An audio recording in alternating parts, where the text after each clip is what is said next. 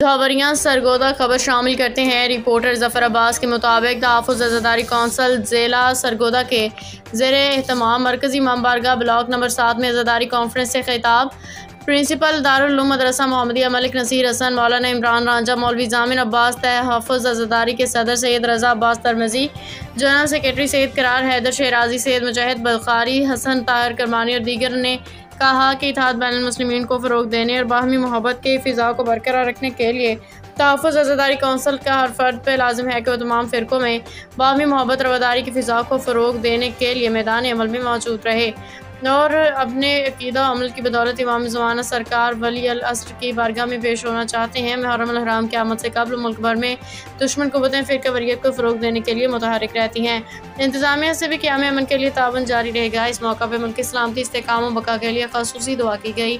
और अज़ादारी के लाइसेंसदार मुंतज़मीन के अलावा माफ़ी संगतों के सालार और स्काउट्स तंजीमों की भरपूर नुमाइंदगी मौजूद थी। रिपोर्ट जफ़र अब्बास, तहसील रिपोर्टर शाहपुर जावरियाँ।